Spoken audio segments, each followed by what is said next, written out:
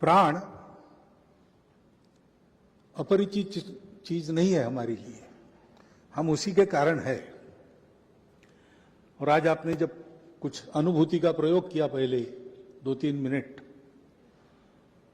तो आपका ध्यान गया, आपको ध्यान में आ गया कि ये अनुभव हो सकता है, तो आपकी ये भी ध्यान में आएगा कि हम सजग रहते हैं तो ये अनुभव अपना नित्य अनुभव है। कोई आज पहली बार कुछ जादू हो गई और हम में वो ताकत आ गई, ऐसा नहीं है, हमारा ध्यान नहीं था। ये नित्य परिचित सत्य है, उसको हम देखते नहीं। The truth is hidden before your eyes. हमारे आंखों के सामने सच है, हम कहते छुपा है, आंखों के सामने है, हम देखते नहीं है। रामकृष्ण परमहंस कहते थे कि मैं कौन हूं, मुझे देखना है, तो मैं तो हूं, मैं है। लेकिन ये मैं कौन है, इसके बारे में हम भ्रम में पड़ते हैं। एक कच्चा मैं होता है, एक पक्का मैं होता है। हम जिस चेतना के अंश मात्र है, परमात्मा के अंश है, वो और मैं एक रूप हूं, वो हमारा पक्का अहंकार है। वो है इसलिए हम है, वही है मेरे रूप में, अपने आप को अपनी ही इच्छा से सीमित बनाकर मैं हूं, ये पक्का अहंकार है। और वो जो सीमा है वो मैं हूं, ये कच्चा अहंकार है।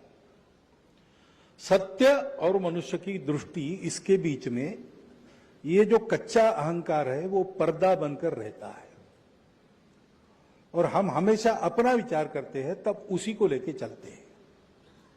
देह है, मन है, बुद्धि है, चित्त है, उसको लेके जो अहंकार पैदा होता है, बचपन से एकदम जन्म के समय बोध रहता है कि नहीं पता नहीं, उसकी स्मृति मुझे भी नहीं है।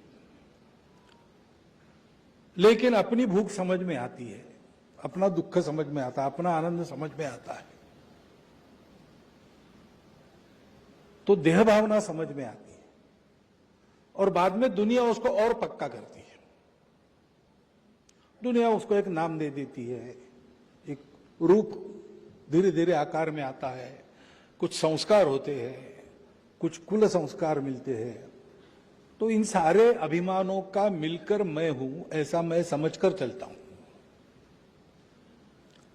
लेकिन ये तो कुछ दिन चलेंगे, उसके बाद नहीं होंगे। इसलिए इसको मिथ्या कहते हैं। मिथ्या यानी असत्य नहीं है, रिलेटिव ट्रुथ है, उसमें से जाना है। और जब तक उसमें से जाना है तब वो भी एक सत्य है, परंतु उसकी सत्ता मर्यादित है। उसके होने के पहले, उसके होने के बाद भी, और वो है तब भी वास्तविकता यह है कि मैं उस चेतना का अंश हूं। इसको हम नहीं देखते।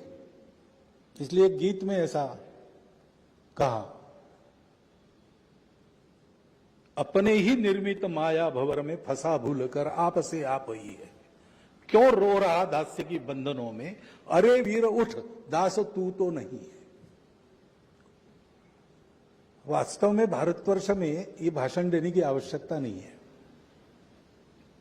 ये हमारी सनातन परंपरा है।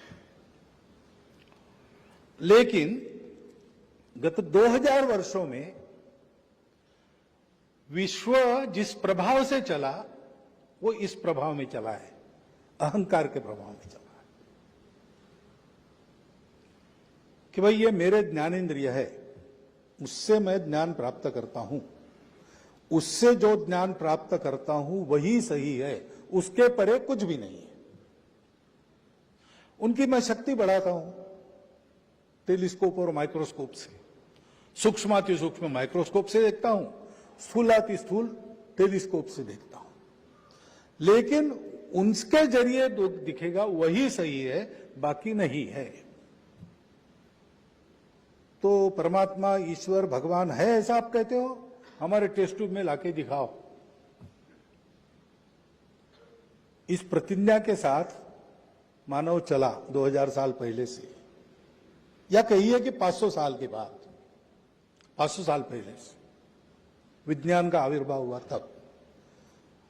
इस प्रकार सोचने का कुछ कारण था परिस्थिति जन्य, और इस प्रकार सोचने से कई दुखों से मुक्ति मिली, ये भी बात सही है। परंतु यही सब कुछ नहीं है।